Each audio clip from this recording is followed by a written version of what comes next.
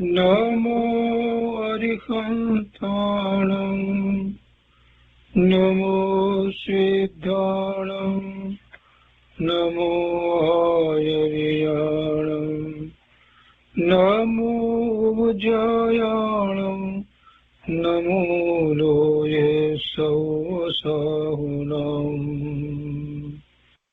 અસપંચનમોકારો સર્વપાવપનાશનો મંગલાણં ચ સૌવર્તે પરમં મંગલમ અજ્ઞાનતિમિરંધાનાં જ્ઞાનાંજનશલાકયા ચક્ષુન્મીલિतं येन તસ્મૈ શ્રીગુરવે નમઃ મુખાદિવ્યાકુક્ષિરત્નં શબ્દજિતવર્યાત્મજં શ્રીરાજચંદ્રયહું વંદે તત્વલોચનદાયકં પ્રભુતત્વલોચનદાયકં. કૃપાળુદેવના વચનામૃતનો સ્વાધ્યાય. એમાં આપણે હાથ નોંધ 1 નો સ્વાધ્યાય કરી રહ્યા છીએ અને એમાં પાંચમો બોલ એ ચાલે છે. એમાં કૃપાળુદેવે પોતાને જે રીતે વિકલ્પ અંતરમાં ચાલ્યા છે એ લખ્યા છે અને પાછા જ અંતરમાંથી જે એના ઉત્તર વગેરે જે પ્રાપ્ત જે રીતે થતું જાય છે એ બધું આખું એક નાટકની જેમ એમણે લખ્યું છે અને એ બહુ સરસ રીતે એમણે નિરૂપણ કર્યું છે, જે દ્વારા આપણને સમગ્રપણે જૈન દર્શનમાં કેવી રીતે પુરુષાર્થ છે એનો ખ્યાલ આવી જાય છે અને જૈન દર્શનની મહત્વની વાતો નો પણ ખ્યાલ આવી જાય છે. તો એમાં આપણે આજે લઈએ છીએ આગળ. અહીંયા પહેલા જે વાત આવી કે ક્રમની વાત, એ ક્રમે કરી અને તમને થઈ જશે એ વાત કરી કે પૂર્ણ દશાની પ્રાપ્તિ થશે એવી વાત લીધી. એટલે ત્યાંથી આગળ આપણે લઈએ છીએ તો એ જરાક ફરીથી પુનરાવર્તન કરીએ છીએ કે જ્યારે એમ કહેવામાં આવ્યું કે જડને જ્ઞાન ન થાય એ બધી વાત કરી અને આ એને આમંત્રણથી કઈ સંબંધ નથી એ વાત લીધી. એટલે કે સિદ્ધ ભગવાનને, તો સિદ્ધ ભગવાન કેમ, તો કે એમને કઈ આમંત્રણ સાથે સંબંધ નથી. એમની દશાની વાત કરી કે તેઓ પરિપૂર્ણ સ્વરૂપ સુખમાં બિરાજમાન છે. આપણે કર્યું છે, ફરીથી જરાક અનુસંધાન પ્રાપ્ત થાય એટલા માટે લઈએ છીએ કે તેઓ પરિપૂર્ણ સુખમાં બિરાજમાન છે. તો કે છે કે એ મને બતાવો, એકદમ બહુ તરાથી બતાવો, એ જે પરિપૂર્ણ સુખમાં બિરાજમાન જે છે એ મને તરાથી બતાવો, જલ્દી બતાવો, મારે એ પ્રાપ્ત કરવું છે. તો કે છે કે તેનું દર્શન બહુ દુર્લભ છે. લો આ અંજન આજી દર્શન પ્રવેશ પીળા કરી જુઓ. એટલે એ પછીથી કે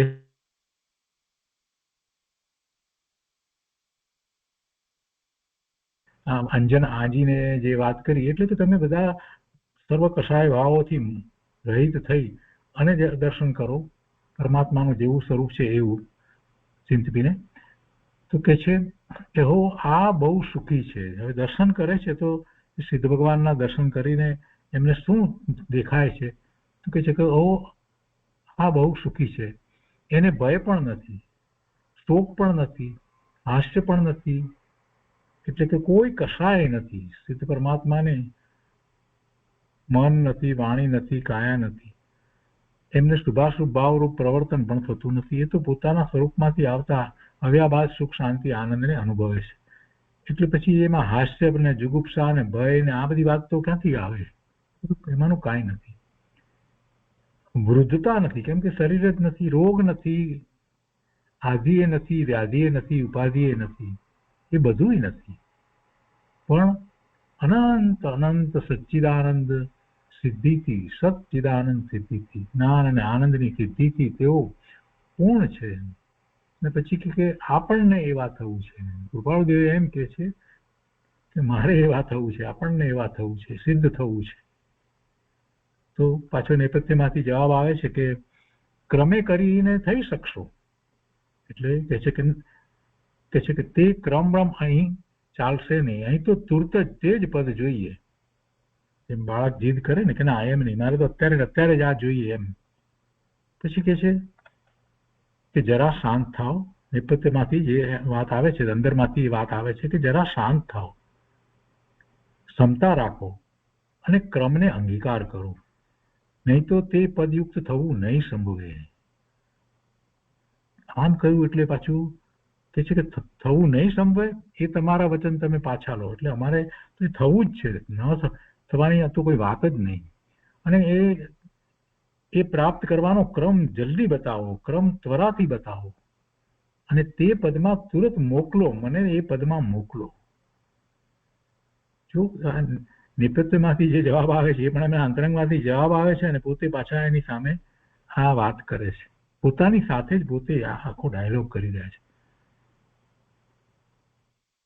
પછી કહે છે કે મને એ ક્રમ ત્વરાથી બતાવો, કેવી રીતે એ થવાય, અને એ પદમાં મને તુરત મોકલો. પેલા કહે છે નેપથ્યમાંથી જવાબ આવે છે કે ઘણા માણસો આવ્યા છે, તેમને અહીં બોલાવો, તેમાંથી તમને ક્રમ મળી શકશે. તો અહીંયા સુધી આપણે ગઈકાલે વાત લીધી હતી. હવે આગળ આજે લઈએ છીએ 8 પૃષ્ઠ 13માંથી. આજે હતું પૃષ્ઠ 12 ની વાત આપણે લીધી, બરાબર. પાના નંબર 12 ની વાત. હવે પાના નંબર 13 ઉપર આગળ જે લખ્યું છે તો કહે છે કે ઈચ્છ્યું કે તેઓ આવ્યા, એટલે એવી ઈચ્છા કરીને એ આવ્યા, એ બધા આવ્યા છે. તો એમને કહે છે કે તમે મારું આમંત્રણ સ્વીકારી આવ્યા, તે માટે તમારો ઉપકાર માનું છું. તમે સુખી છો એ વાત ખરી છે શું? તમારું પદ શું સુખવાળું ગણાય છે એમ? આવો પ્રશ્ન કરે છે. જે આવ્યા છે એમને પ્રશ્ન કર્યો કે તમે આવ્યા એ માટે તમારો ઉપકાર માનું છું, ને તમે સુખી છો એ વાત ખરી છે શું? અને તમારું પદ શું સુખવાળું ગણાય છે એમ? તો જે આવ્યા છે એ જવાબ આપે છે. કહે છે કે તમારું આમંત્રણ સ્વીકારવું ન સ્વીકારવું એવું અમને કઈ બંધન નથી. જેમ સિદ્ધ ભગવાન કોઈના આમંત્રણ કઈ સ્વીકારે એવી કોઈ વાત હોતી નથી. એ જે રીતે વાત આવી, આપણે વાત લીધી, એવી રીતે અહીંયા આ જે આવ્યા છે એ એમ કે છે કે તમારું આમંત્રણ સ્વીકારવું ન સ્વીકારવું એવું અમને કઈ બંધન નથી. અને બીજું પૂછ્યું તમે કે સુખી છો એ વાત ખરી છે? તો કહે છે કે અમે સુખી છીએ કે દુઃખી તેવું બતાવવાને પણ અમારું અહીં આગમન નથી. એ બતાવવા માટે અમે અહીં આવ્યા છીએ એમ પણ નથી. પોતે સુખી છે, અમે સુખી છીએ, છતાં પણ અમે કઈ તમને એ બતાવવા માટે નથી આવ્યા કે અમે સુખી છીએ કે દુઃખી છીએ. બતાવવા માટે અમારું અહીંયા આગમન થયું એમ નથી. અને પદની વાત કરી તો કે અમારા પદની વ્યાખ્યા કરવા માટે પણ આગમન નથી. અમારા પદની વ્યાખ્યા કરવા માટે પણ આગમન નથી. કેટલી બધી જેને કહીએ કે નિષ્પૃતા, કોઈ રીતે ક્યાંય કોઈ વાત નથી, ક્યાંય કોઈ રીતે કોઈ ઈચ્છા કે કઈ આકાંક્ષા કે કોઈ સાથેની કોઈ વાત નથી. એવી અલિપ્ત એવી દશાવાળા જે આવ્યા છે કોણ છે? હવે સમજવાનું એ આવે છે આગળ. શું કહે છે કે તમારું આમંત્રણ સ્વીકારવું ન સ્વીકારવું એવું અમને કઈ બંધન નથી. અમે સુખી છીએ કે દુઃખી તેવું બતાવવાને પણ અમારું અહીં આગમન નથી. અમે એટલા માટે અહીંયા આવ્યા એમ પણ નથી. અને અમારા પદની વ્યાખ્યા કરવા માટે પણ આગમન નથી. કેમ કે અહીંયા એમણે પ્રશ્ન કર્યા ને કે તમે સુખી છો એ વાત ખરી છે શું, એવો પ્રશ્ન. અને પછી કહે છે કે તમારું પદ શું સુખવાળું ગણાય છે એમ? તો કહે છે કે અમારા પદની વ્યાખ્યા કરવા માટે પણ અમારું આગમન અહીંયા નથી થયું. તમારા કલ્યાણને અર્થે અમારું આગમન છે. જો પહેલા વાત આવી હતી કે કેટલાક અહીંયા અમારું કલ્યાણ માટે આવ્યા હોય એવું અમને લાગે છે. એ શરૂઆતમાં એમણે એ વાત મૂકી હતી, પછી એના સંબંધીની વાત નહોતી. એ હવે અહીંયા આવી કે આ હવે જે આવ્યા છે એ હવે એમ કે છે કે અમે તમારા કલ્યાણને અર્થે અમારું આગમન તો છે. એક વૃદ્ધ પુરુષે કહ્યું, આવું એક વૃદ્ધ પુરુષે કહ્યું. જો આ વૃદ્ધ જે કહ્યું છે તો વૃદ્ધ કઈ રીતે છે એ સમજવાનું છે. અહીંયા જે વાત કરવામાં આવી છે એ તો જે ગુણસ્થાને એ આત્મા રહ્યા છે એની વાત કરવામાં આવી છે. અને વૃદ્ધત્વ કઈ રીતે છે તો કે પોતાની દશાની રીતે વૃદ્ધત્વ છે. એટલે કે ગુણસ્થાનનો વિચાર કરીએ તો ધર્મની શરૂઆત ચોથા ગુણસ્થાનથી થાય, તો ચોથે, પાંચમે, છઠ્ઠે, સાતમે, આઠમે, નવમે, દસમે અને 12મે એ ગુણસ્થાન વાળા અહીંયા આવ્યા છે. અને એમાંથી આ વૃદ્ધ પુરુષે કહ્યું એટલે જે 12મા ગુણસ્થાને હોય એને કહ્યું એમ એનો અર્થ થાય છે. કોણ આવ્યા છે આ બધા? આ બધા એવા મોક્ષ માર્ગમાં જે આવા ગુણસ્થાને રહ્યા છે એવા પુરુષો આવ્યા છે, એવા જીવો આવ્યા છે.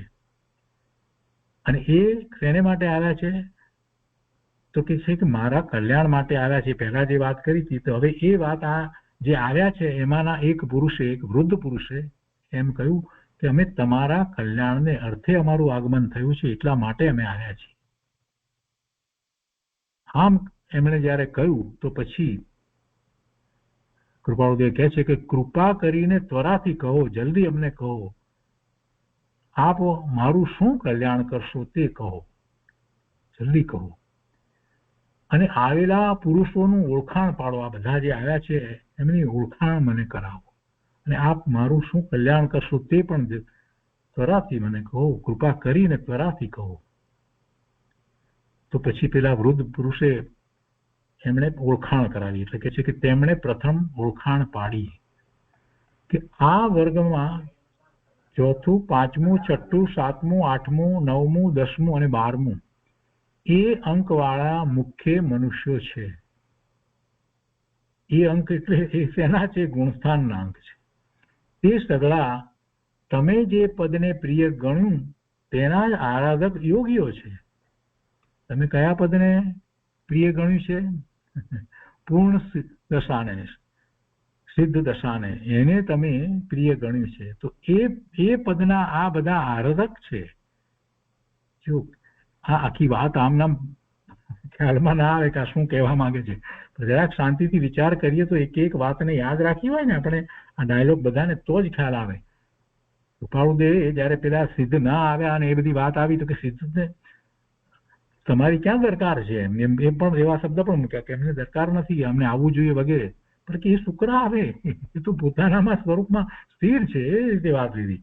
અને કે એ પદ હવે અમારે જોઈએ છે એમ જયારે કે છે ને ત્વરાથી એ પદ જોઈએ છે.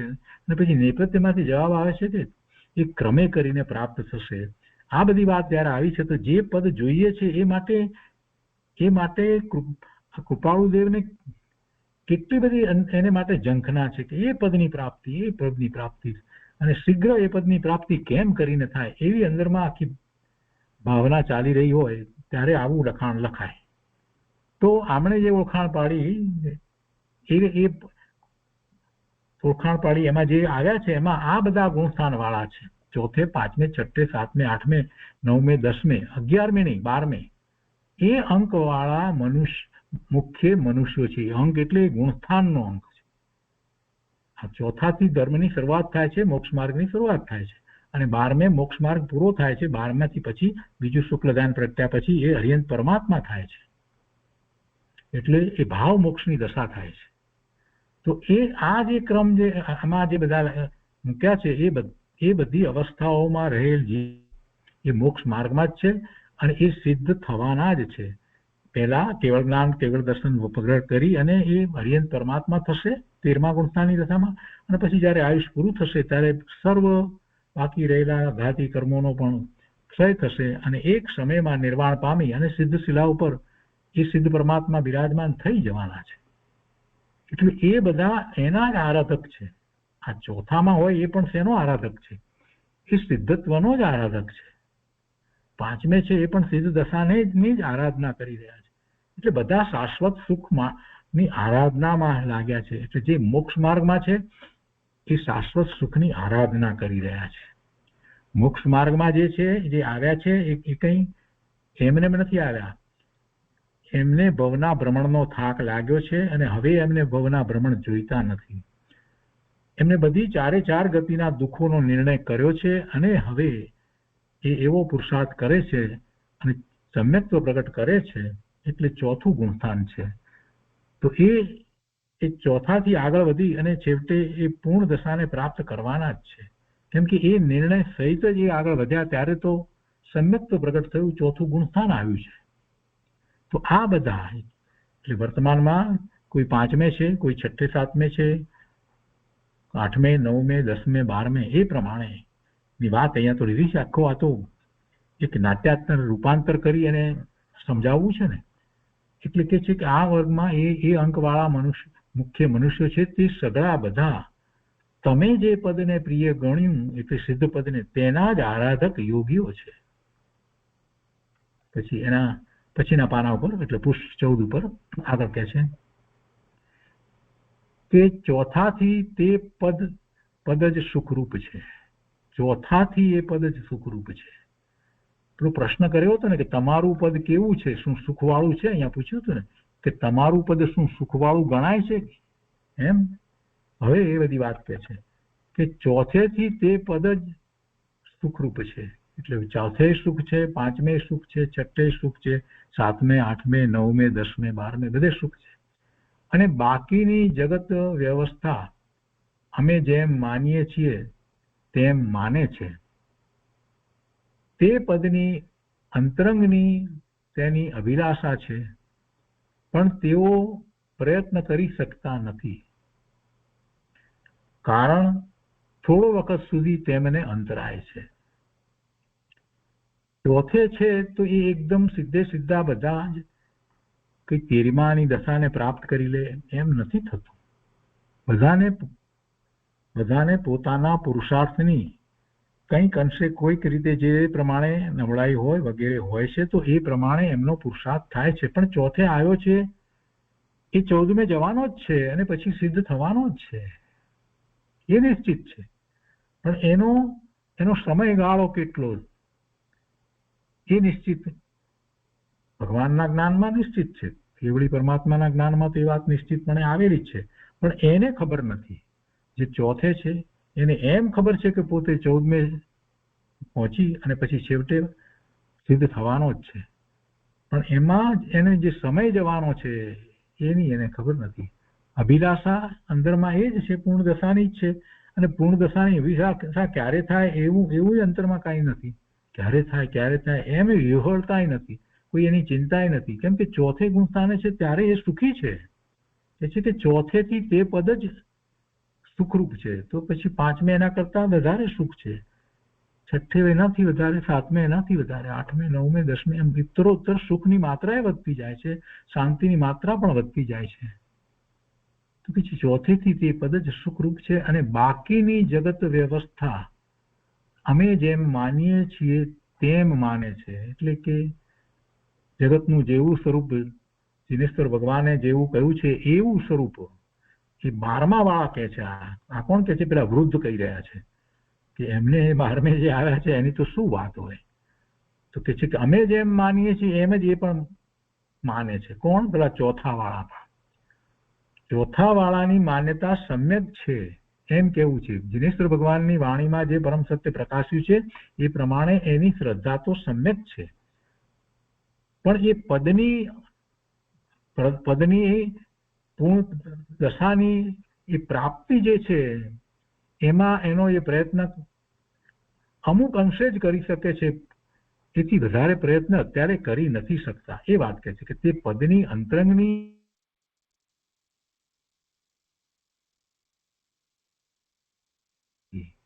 તો કેમ પ્રયત્ન નથી કરી શકતા?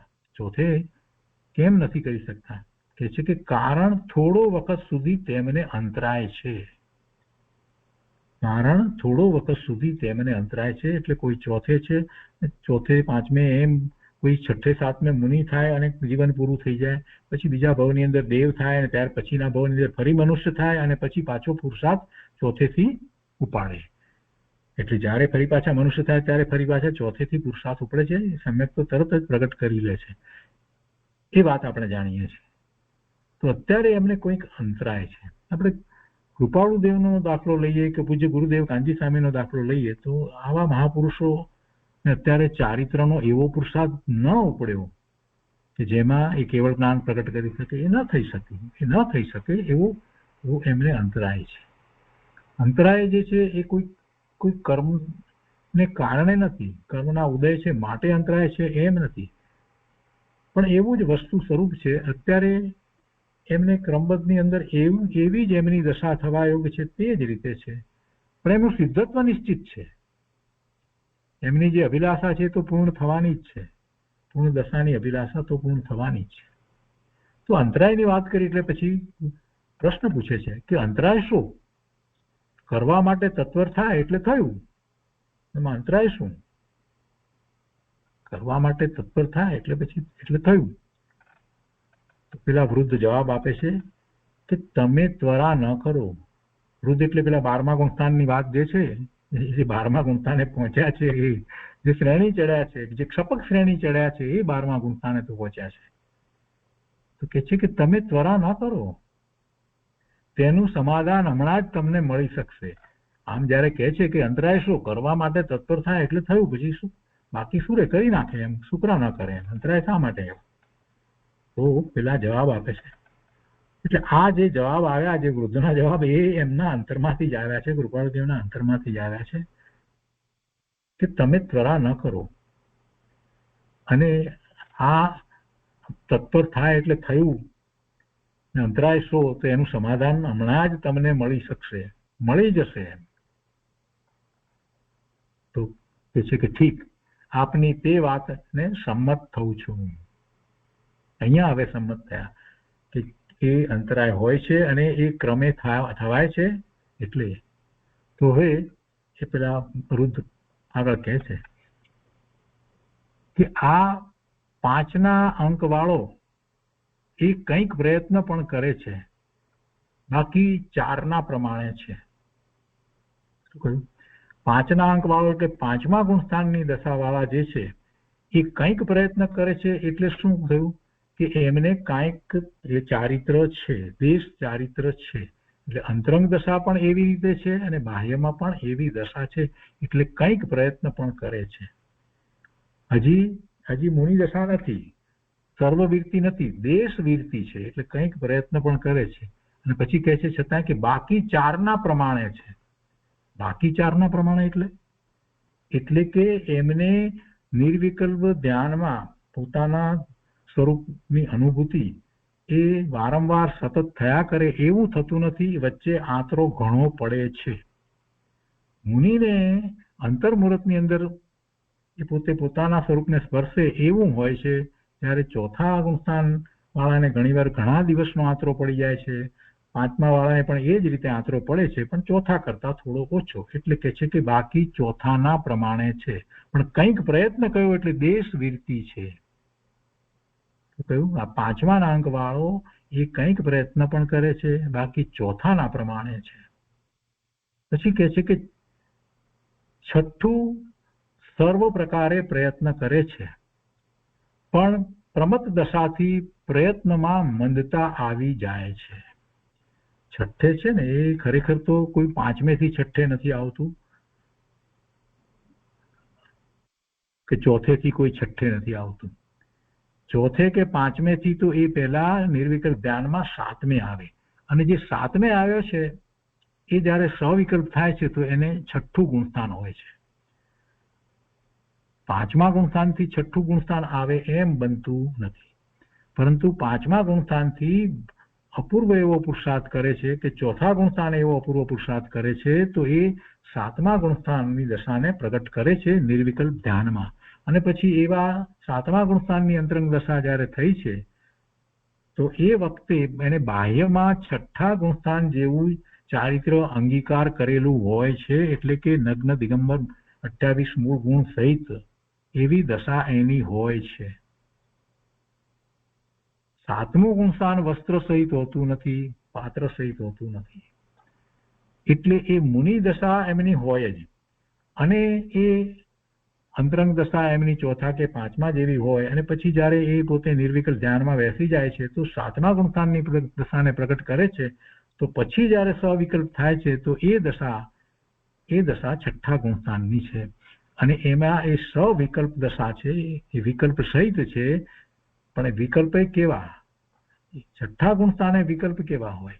સાતમે થી જે બહાર આવ્યા છે નિર્વિકલ્પ ધ્યાનમાંથી, એમને છઠ્ઠા ગુણ સ્થાને શું વિકલ્પ હોય? જે આત્મામાંથી આવતા સુખ શાંતિ આનંદની અનુભૂતિ થઈ છે એનો જ વિકલ્પ છે. એ તો આનંદમાં જ છે, શાંતિમાં જ છે. અને સાથે જેમણે પૂર્ણ દશા પ્રગટ કરી છે એમના પ્રત્યે એમને અહોભાવ આવે છે. એટલે ક્યારેક એ સ્તુતિ લખે છે પ્રભુ પ્રત્યેની, પ્રભુને વંદન વગેરે કરે છે, એવું હોય છઠ્ઠા ગુણ સ્થાને. અને પાછા એ અંતર્મુહૂર્તમાં તો પાછા પોતાના સ્વરૂપને સ્પર્શે છે, એટલે સાતમા ગુણસ્થાનની દશામાં આવી જાય છે. તો આ છઠ્ઠા ગુણસ્થાનની દશાને અહીંયા એને પ્રમત દશા કહેવામાં આવે છે. તો સર્વ પ્રકારે પ્રયત્ન કરે છે. જો અહીંયા પહેલી વાત તો એ, પેલા પાંચમામાં શું હતું કે કંઈક પ્રયત્ન કરે છે, અહીંયા છઠ્ઠામાં જે છે તે સર્વ પ્રકારે પ્રયત્ન કરે છે. બાહ્યમાં તો એને ચોખ્ખું દ્રવ્યલિંગ છે, પણ પ્રમત દશાથી પ્રયત્નમાં મંદતા આવી જાય છે. એટલે કે સવિકલ્પમાં પોતે આવ્યા છે, એટલે એટલો સમય એ સવિકલ્પ છે, નિર્વિકલ્પ નથી, એટલે એટલી મંદતા આવી જાય છે. પાછા સાતમે નિર્વિકલ્પ ધ્યાનમાં પોતે અપ્રમત થઈ અને પુરુષાર્થ આગળ વધારે છે. અને એમાં સાતમા ગુણસ્થાનમાં આગળ વધતા એ શ્રેણી ચડી જાય છે. એટલે જે સાતમા છઠ્ઠે રહેલા મુનિ છે એમાંથી જ કોઈ કેવો અપૂર્વ પુરુષાર્થ કરી અને શ્રેણી ચડે છે. તો સાતમા વિશે કહે છે કે સાતમા સર્વ પ્રકારે અપ્રમત પ્રયત્ની છે.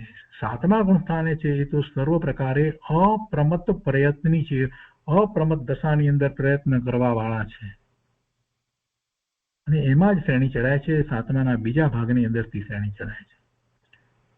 તો આ બધા આવ્યા છે ને, ચોથા પાંચમા છઠ્ઠા સાતમા વાળા, અને પછી આઠમા નવમા દસમાની વાત ત્રણેયની અહીંયા સાથે લીધી છે. કેમ સાથે લીધી હશે? કેમ સાથે લીધી? કેમ કે આઠમા ગુણસ્થાને પહેલું શુક્લ ધ્યાન પ્રગટે છે, પછી એ આઠમે નવમે ને દસમે એ અંતર્મુહૂર્તમાં એ એટલો પુરુષાર્થ એનો થઈ જાય છે, શ્રેણી ચડી જાય છે. એટલે આઠમા નવમા દસમાની ત્રણેયની વાત અહીંયા ભેગી સાથે લીધી છે. સાતમા ગુણસ્થાને મુનિરાજ જે છે એ સાતમે છઠ્ઠે ઘણા વર્ષો સુધી થાય એમ પણ બને, અને આયુષ પૂરું થઈ જાય એમ પણ બને. અને કદાચ શ્રેણી પણ ચડે. તો શ્રેણી ચડે તો જે આઠમા આવ્યા છે એ પછી આઠમે થી સીધા સાતમે નથી આવતા, શ્રેણી ચડે છે. એટલે આઠમું નવમું ને દસમું તો થઈ જ જાય છે. કેમ કે આઠમા ગુણસ્થાને શુક્લ ધ્યાન પ્રગટ થયું છે, એટલે આઠમું નવમું ને દસમું તો થયું. હવે દસમે થી પછી એ 11માં જાય કે 12મે જાય. ક્ષપક શ્રેણી ચડે છે તો 12મા ગુણસ્થાને જાય છે, અને ઉપસમ શ્રેણી ચડે છે તો 11મા ગુણસ્થાને જાય છે. 11મા ગુણસ્થાને જે જાય છે એને તો પછી પાછા પડવાનું થાય છે. જે મેં 12મા ગુણસ્થાને જાય છે તો એને તો ત્યાં બીજું શુક્લ ધ્યાન પ્રગટ કરે છે, અને સર્વ કષાય રહિત થઈ જાય છે. ચારે ઘાતી કર્મોનો ક્ષય ત્યાં થઈ જાય છે.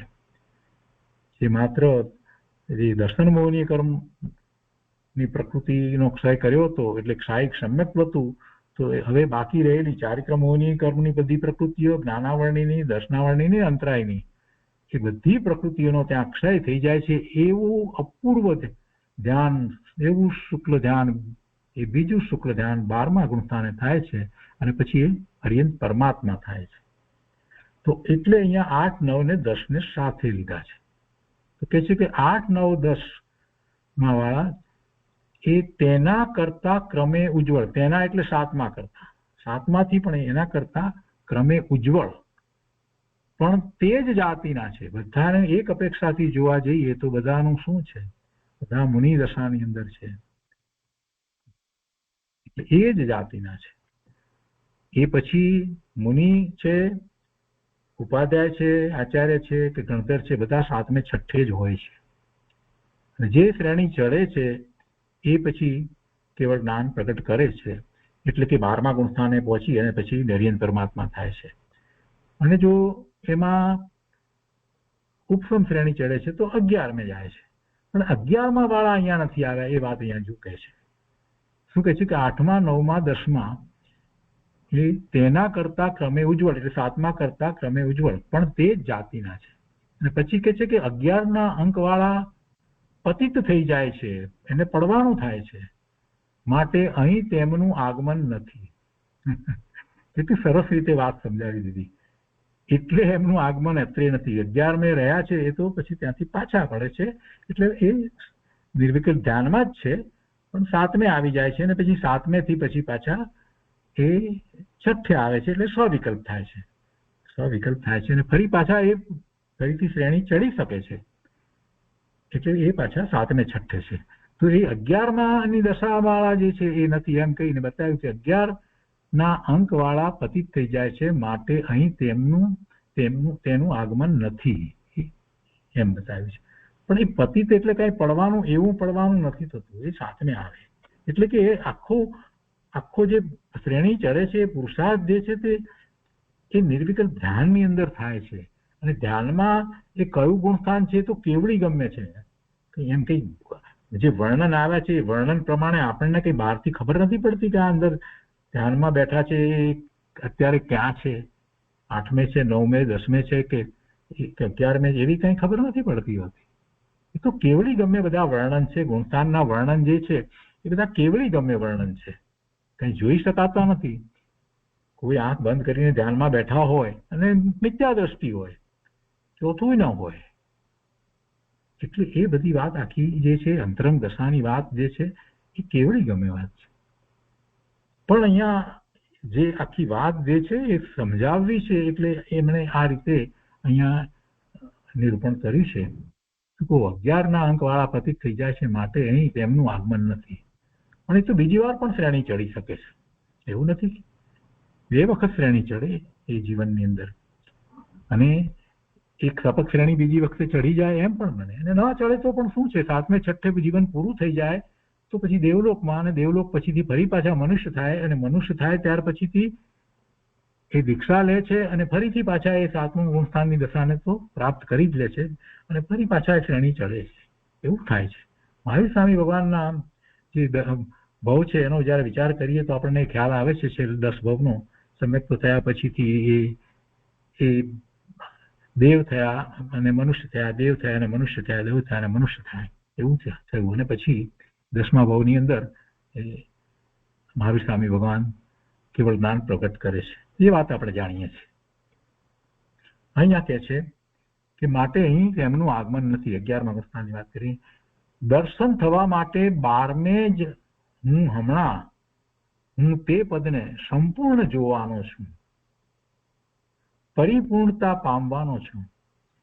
આયુષ્ય સ્થિતિ પૂરી થયે તમે જોયેલું પદ, તેમાં એક મને પણ જોશો. કોણ કહી રહ્યું છે આ બધું? આ પેલા વૃદ્ધ કહી રહ્યા છે, 12મા ગુણસ્થાન વાળા જે છે ને એ કહી રહ્યા છે.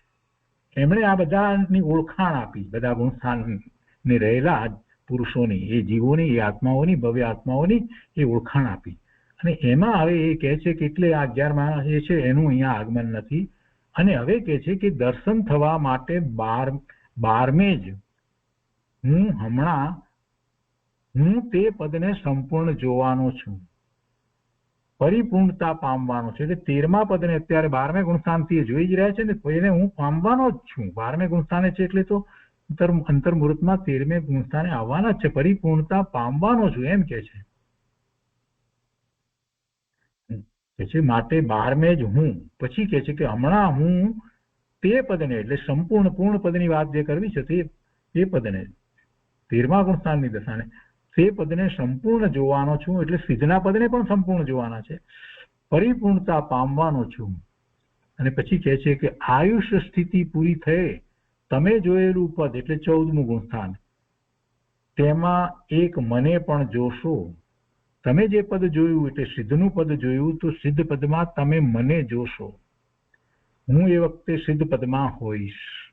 ક્યારે?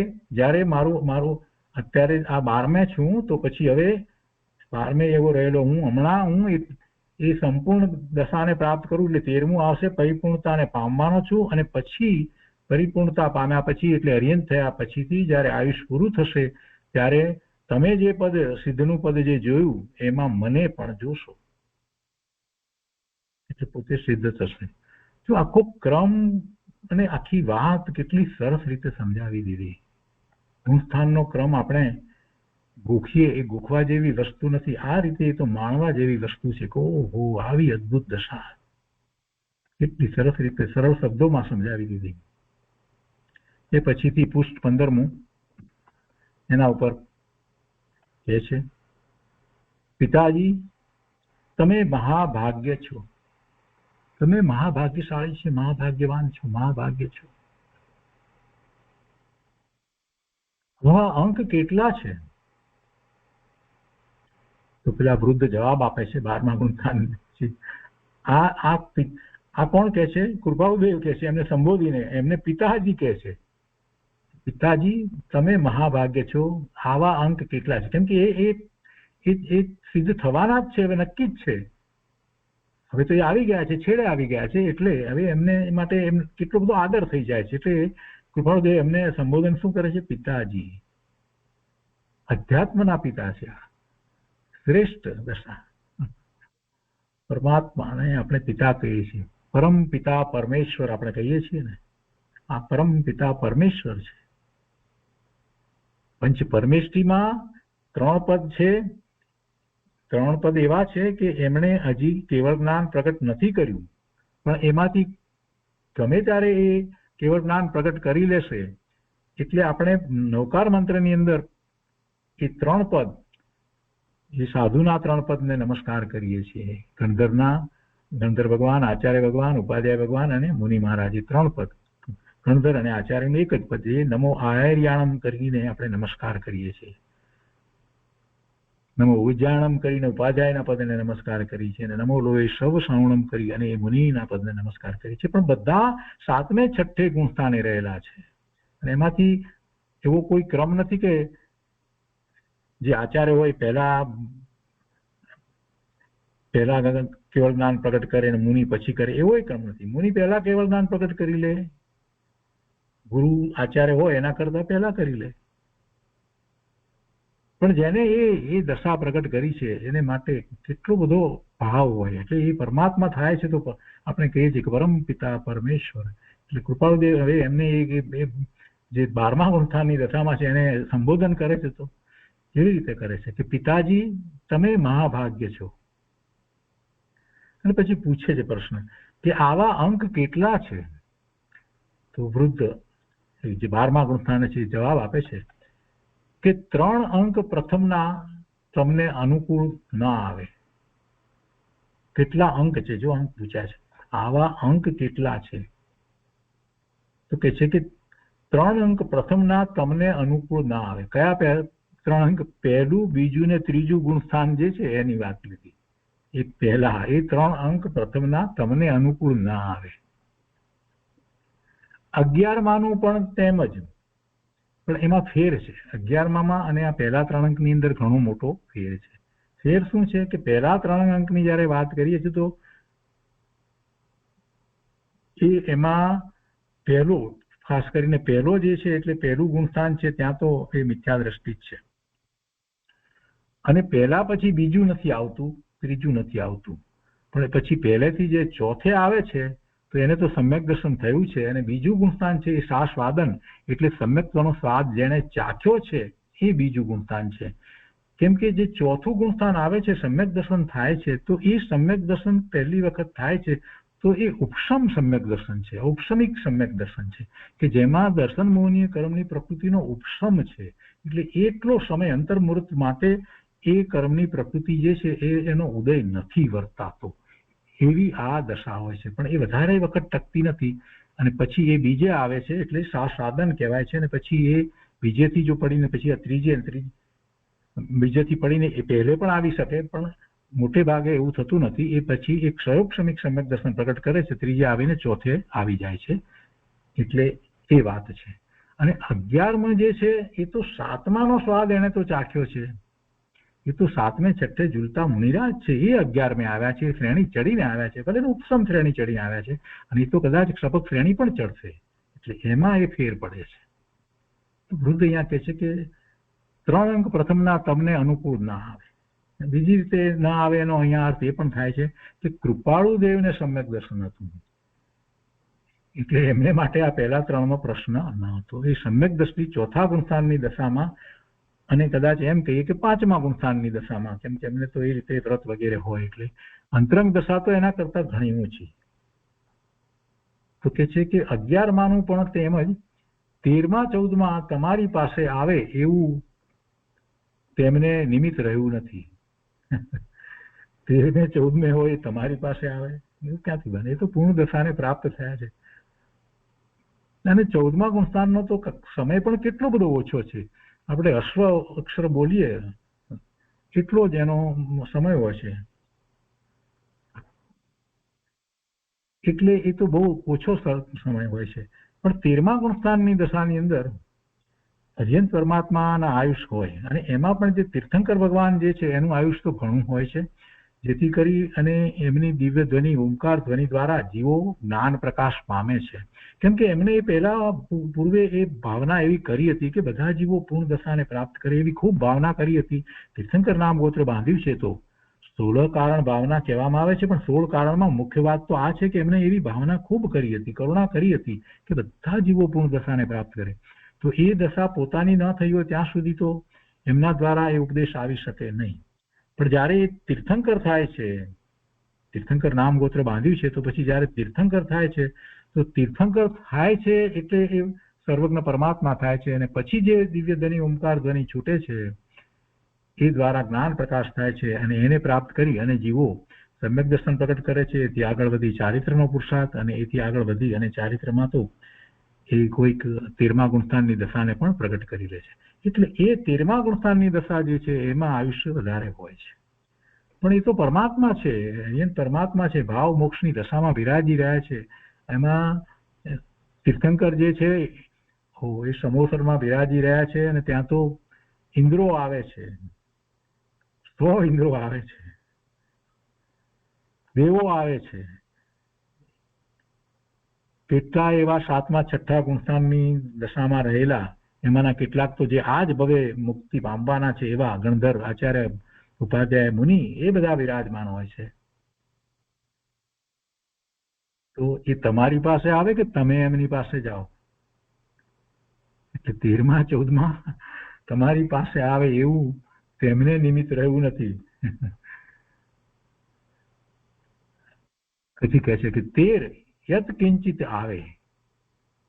13 યત કિંચિત આવે એટલે કે તમને એ ક્યારેક એ તમારો એવો પુણ્યનો ઉદય હોય તો તમે એ વખતે ત્યાં હો અને પ્રભુનો એવો વિહાર થયો હોય અને ત્યાં તમે હો, એમ આવે. જ્યારે તીર્થંકર પરમાત્મા બિરાજતા હતા અત્રે અહીંયા ભરત ક્ષેત્રને વિશે, ત્યારે પણ એમના વિહાર થતા હતા અને એમની સાથે બીજા કેટલાય કેવળી પરમાત્મા પણ સાથે વિહારમાં આવતા હતા, અથવા તો કોઈ કેવા કેવળી પરમાત્મા એવી રીતે વિહારમાં આવ્યા હોય તો. પણ એ સિવાય તો આપણે જ એમના સમોસરણમાં જવું પડે, પ્રભુની સમક્ષ આપણે જવું પડે. અને એ તો અહોભાગ્ય છે કે આપણે સમોસરણમાં જઈએ અને પ્રભુની વાણી સાંભળીએ. એવું અહોભાગ્ય બીજું કયું? જગતમાં કોઈ એક એવું સ્થાન નથી જે સમોસરણ જેવું હોય. સમોસરણ જેવું શ્રેષ્ઠ સ્થાન તો જગતમાં બીજું કોઈ નથી. ત્યાં પ્રભુનો પ્રભાવ એવો પડતો હોય છે કે જીવો પોતાના વેરઝેર ભૂલી જાય. સામાન્ય રીતે જન્મથી કોઈ ન શીખવાડે તો પણ આપણે બિલાડી અને ઉંદરની વચ્ચે કેવું વેરઝેર સમજીએ છીએ, એટલે અથવા તો નોળિયા અને સાપની વચ્ચે વેરઝેર કોને એને શીખવાડી છે? કોઈએ શીખવાડી નથી, પણ કેવું આપણે જાણીએ છીએ, જન્મથી જ છે.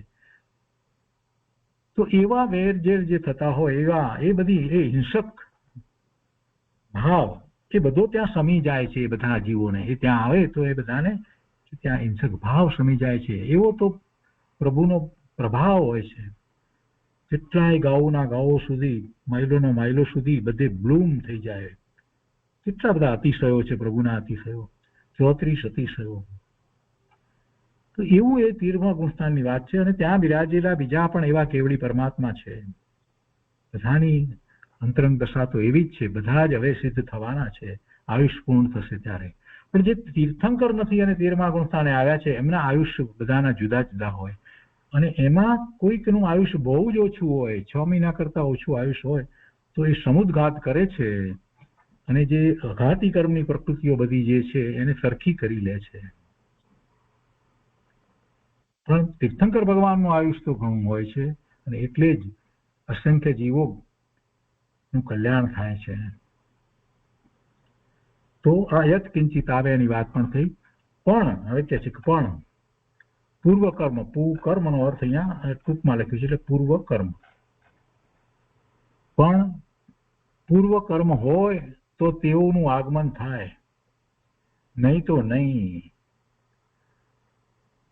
14માનું આગમન કારણ માગશો નહીં, કારણ નથી. 14માનું આગમન કારણ માગશો નહીં, કારણ નથી. ક્યાંથી કારણ હોય? સમય જ બહુ ઓછો છે ને, શું કારણ બીજું એનું? કાંઈ કારણ નથી. 14મે આવ્યા છે ને હર, રૂ એવા હસ્વ અક્ષર બોલીએ એટલામાં તો 14મા ગુણસ્થાનનો સમય પૂરો થઈ જાય છે અને એ આત્મા એ શરીરને છોડી અને એટલે કે નિર્વાણ પામીને એક સમયમાં સિદ્ધશિલા ઉપર બિરાજી જાય છે. એક સમયમાં મધ્યલોકથી લોકાકાશના અગ્રસ્થાને એટલે 7 લોક ને ક્રોસ કરીને આપણે એમ કહી શકીએ ને, એક સમયની અંદર ત્યાં બિરાજમાન થઈ જાય છે. 14 રાજલોક કહીએ છીએ આપણે, મધ્યલોકમાં છીએ તો મધ્યલોકની ઉપર બીજા 7, નીચે 7, એ 7 જે છે તે બધા નરક. તો એક સમયમાં એ ત્યાં ઉપર બિરાજમાન થઈ જાય છે. એટલે એ તો ક્યાંથી હોય? પણ 13માની વાત અહીંયા આપણે વાત કરી કે છે પૂર્વ કર્મ હોય તો તેઓનું આગમન થાય. આપણું એવું કર્મ હોય તો આપણને એમના દર્શન થાય. આગમન થાય એટલે એમના દર્શન થાય. આ બધી વાત વૃદ્ધે સમજાવી, એટલે પેલા 12મા ગુણસ્થાન વાળા છે ને એમણે આ વાત સમજાવી. તો નેપથ્યમાંથી કહે છે કે તમે એ સઘળાના અંતરમાં પ્રવેશ કરો, હું સહાયક થઉં છું. જુઓ, હજી પાછી આગળ વાત લેવી છે ને એટલે કે છે નેપથ્યમાંથી આમ વાત આવી એટલે કે છે કે તમે, કૃપાળુદેવને કહે છે કે તમે એ સઘળાના અંતરમાં પ્રવેશ કરો. આજે ગયા ને 4થી શરૂ કરીને, અને હું સહાયક થઉં છું. તો કે ચાલો 4થી 11+12 એમ લીધું છે સુધી ક્રમે સુખની ઉત્તરોત્તર ચડતી લહેરીઓ છૂટતી હતી. એમાં અંતરંગમાં પ્રવેશ કર્યો તો શું હવે પ્રાપ્ત કર્યું? ચાલો એટલે હવે પ્રવેશ કર્યો. તો 4થી 11 અને 12 સુધી ક્રમે, જો 11માંથી 12 નથી વાતું એ યાદ રાખવાનું અહીંયા, એટલે અહીંયા વચ્ચે ચોકડી મૂકી છે, 11મું જુદું પાડીશ. ક્રમે સુખની ઉત્તરોત્તર ચઢતી લહેરીઓ છૂટતી હતી. આવું અનુભવ્યું અંતરંગમાં પ્રવેશ કરીને. બધું શું કહીએ, મને તો બહુ પ્રિય લાગ્યું અને એ જ મારું પોતાનું લાગ્યું. જો કૃપાળુભાઈ કેવી વાત કરે છે, શું એના વર્ણન થઈ શકે નહીં. ઉત્તરોત્તર સુખની લહેરીઓ છૂટતી હતી, ચઢતી લહેરીઓ એટલે વધતી લહેરીઓ. અને બધું શું કહીએ, એના માટે કોઈ વર્ણન થઈ શકે નહીં એવી એ બધી અદ્ભુત દશા હોય છે. એ શબ્દમાં ના આવી શકે એવી એ સુખ, શાંતિ, આનંદની દશાઓ હોય છે. અને પછી કહે છે કે મને તો બહુ પ્રિય લાગ્યું અને એ જ મારું પોતાનું લાગ્યું. આ મોક્ષ માર્ગમાં જે ગુણસ્થાનની જે શ્રેણી ચડી અને જે કોઈ પણ ગુણસ્થાને હોય તો પણ એમાં સુખ છે અને એ આગળ ને આગળ ઉત્તરોત્તર એ સુખ વધતું સુખ છે. એ જ મારું છે, એ જ મારું પોતાનું લાગ્યું. એ સિવાય બીજું કાંઈ મારું છે જ નહીં. પછી કહે છે કે વૃદ્ધે મારા મનોગત ભાવ જાણીને કહ્યું કે એ જ તમારો કલ્યાણ માર્ગ. પેલા વૃદ્ધે 12મા ગુણસ્થાન વાળાએ એમ કહ્યું, મારા મનોગત ભાવ એમણે જાણી લીધા અને પછી કહ્યું કે એ જ તમારો કલ્યાણ માર્ગ. જાઓ તો ભલે અને આવો તો આ સમુદાય રહ્યો. એ તમારો કલ્યાણ માર્ગ છે અને તમે એ કલ્યાણ માર્ગમાં જાઓ અને પછી આવો તો આ સમુદાય રહ્યો. એટલે આ બધા થી જે 12મા ગુણસ્થાન સુધી જે છે એમાં જે આત્માઓ રહ્યા છે એ સમુદાય. આવો તો આ સમુદાય રહ્યો. અમે બધા જે આવ્યા છીએ એ તમારા કલ્યાણનો માર્ગ તમને દર્શાવવા માટે, સમજાવવા માટે, બતાવવા માટે આવ્યા છીએ. તમે એ માર્ગમાં આવો.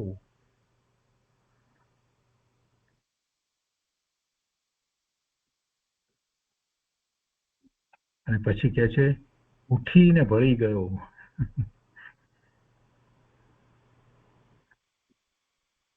શું અર્થ કરવો એને? ઉઠીને ભળી ગયો. પોતાની વાત છે. ઉઠીને ભળી ગયો. શેમાં ભળી ગયા? અંતરથી આ જે ગુણસ્થાન જે છે એ ગુણસ્થાનમાં જે આનંદની, સુખની, શાંતિની અનુભૂતિ જે છે એમાં એ પોતે ભળી ગયા. એમનામાં એમ કહ્યું ને પેલા કે તમારો આ કલ્યાણ માર્ગ છે અને જાઓ તો ભલે અને આવો તો આ સમુદાય રહ્યો અને એમાં તમે આવી જાઓ. એટલે કૃપાળુદેવ કહે છે પોતે પોતાના વિશે કે ઉઠીને ભળી ગયો એટલે પોતે એમાં ભળી ગયા. પોતે એમાં ભળી ગયા. એનો અર્થ શું? એનો અર્થ એટલો જ થાય કે હવે એમને ભવના ભ્રમણ વધુ રહ્યા નથી. બીજો અર્થ એ રીતે પણ થાય. અને પોતે આનંદની દશામાં એ વખતે એ 4થા થી 12માની વચ્ચે જ્ઞાન પોતે હતા ને 4થે 5મે, તો એ દશામાં પોતે આનંદની દશામાં બિરાજી ગયા. એવો અર્થ થાય એનો.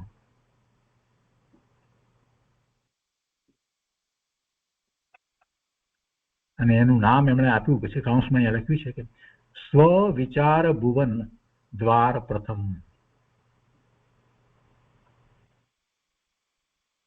બહુ સરસ વાત આવી.